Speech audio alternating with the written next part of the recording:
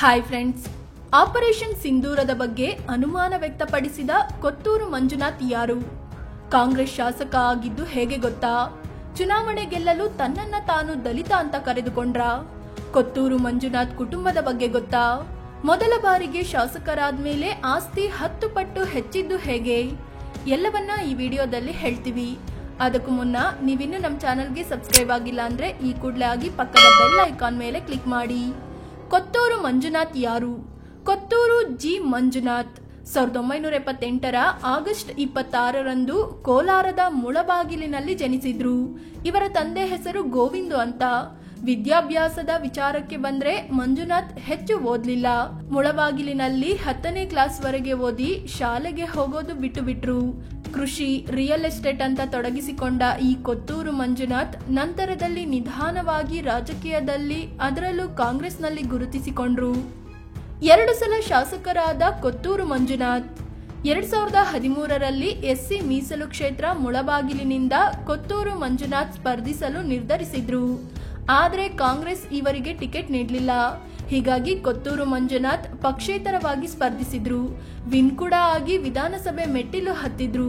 ನಂತರ ಕಾಂಗ್ರೆಸ್ ಪಕ್ಷಕ್ಕೆ ಸೇರ್ಪಡೆಯಾದ್ರು. ಆದರೆ ಇವರು ನಕಲಿ ಜಾತಿ ಪ್ರಮಾಣ ಪತ್ರ ಕೊಟ್ಟಿದ್ದಾರೆ ಅಂತ ಆರೋಪಗಳು ಕೇಳಿಬಂತು.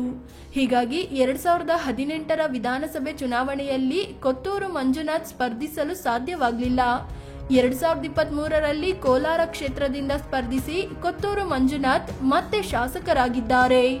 ಏನಿದು ಜಾತಿ ಪ್ರಮಾಣ ಪತ್ರ ವಿವಾದ? ಮುಳಬಾಗಿಲು ಎಸ್ಸಿ ಅಂದ್ರೆ ದಲಿತ ಸಮುದಾಯಕ್ಕೆ ಮೀಸಲಿರೋ ಕ್ಷೇತ್ರ.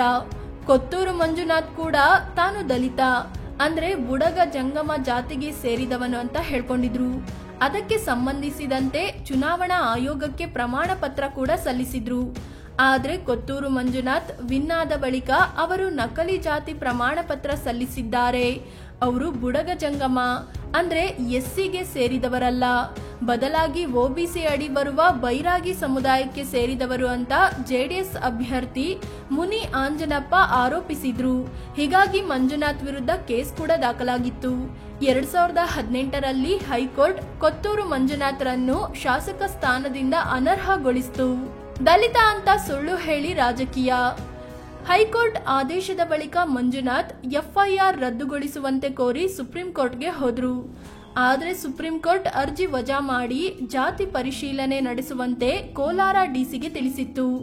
ಬೇಕಿದ್ರೆ ಹೈಕೋರ್ಟ್ನಲ್ಲಿ ಮತ್ತೆ ಅರ್ಜಿ ಸಲ್ಲಿಸಿ ಅಂತ ಮಂಜುನಾಥ್ಗೆ ಸೂಚಿಸಿತ್ತು.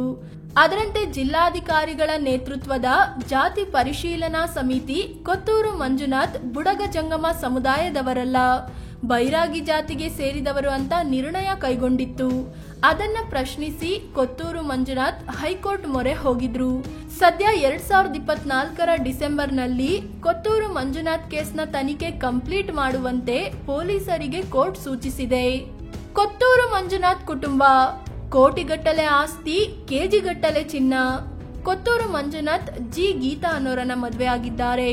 ಇವರಿಗೆ 1 ಹೆಣ್ಣು ಮತ್ತು 3 ಗಂಡು ಮಕ್ಕಳಿದ್ದಾರೆ. ಕೊತ್ತೂರು ಮಂಜುನಾಥ್ ಕುಟುಂಬದ ಬಳಿ 30,78,00,000 ರೂಪಾಯಿ ಮೌಲ್ಯದ ಆಸ್ತಿ ಇದೆ. ಅದೇ ರೀತಿ 5,41,00,000 ರೂಪಾಯಿಯಷ್ಟು ಸಾಲವೂ ಇದೆ. ಒಟ್ಟು ಆಸ್ತಿಯಲ್ಲಿ ಪತ್ನಿ ಹೆಸರಲ್ಲಿ 10,21,00,000 ರೂಪಾಯಿ ಮೌಲ್ಯದ ಆಸ್ತಿ ಇದೆ. ಅದೇ ಮಕ್ಕಳ ಹೆಸರಲ್ಲಿ ಒಟ್ಟು 3,28,00,000 ರೂಪಾಯಿ ಮೌಲ್ಯದ ಆಸ್ತಿ ಮಾಡಿದ್ದಾರೆ. ಕೊತ್ತೂರು ಮಂಜುನಾಥ್ ಬಳಿ 1 ಕೆಜಿ 100 ಗ್ರಾಂ ತೂಕದ ಚಿನ್ನಾಭರಣ ಇದ್ರೆ, ಪತ್ನಿ ಗೀತಾ 1 ಕೆಜಿ 800 ಗ್ರಾಂ ತೂಕದ ಚಿನ್ನ ಹೊಂದಿದ್ದಾರೆ. ದೊಡ್ಡ ಮಗನ ಬಳಿಯೂ 1/2 ಕೆಜಿ ಚಿನ್ನ ಇದೆ. ಕುಟುಂಬದ ಬಳಿ 5 ಕಾರುಗಳು ಕೂಡ ಇವೆ. ಒಂದು ಸಲ ಶಾಸಕ, ಆಸ್ತಿ 10 ಪಟ್ಟು ಹೆಚ್ಚಳ.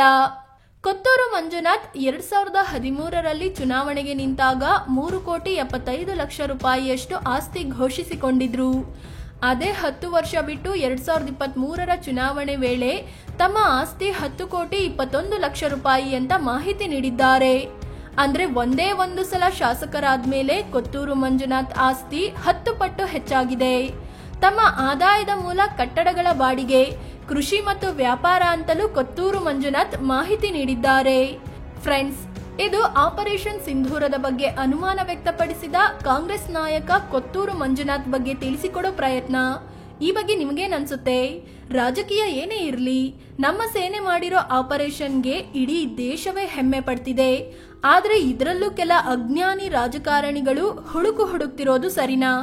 ಕಾಮೆಂಟ್ ಮಾಡಿ ನಿಮ್ಮ ಅಭಿಪ್ರಾಯ ಹೇಳಿ. ಅದೇ ರೀತಿ ನೀವಿನ್ನೂ ನಮ್ಮ ಚಾನಲ್ಗೆ ಸಬ್ಸ್ಕ್ರೈಬ್ ಆಗಿಲ್ಲ ಅಂದ್ರೆ ಈ ಕೂಡಲೇ ಆಗಿ ಪಕ್ಕದ ಬೆಲ್ ಐಕಾನ್ ಮೇಲೆ ಕ್ಲಿಕ್ ಮಾಡಿ. ಧನ್ಯವಾದ.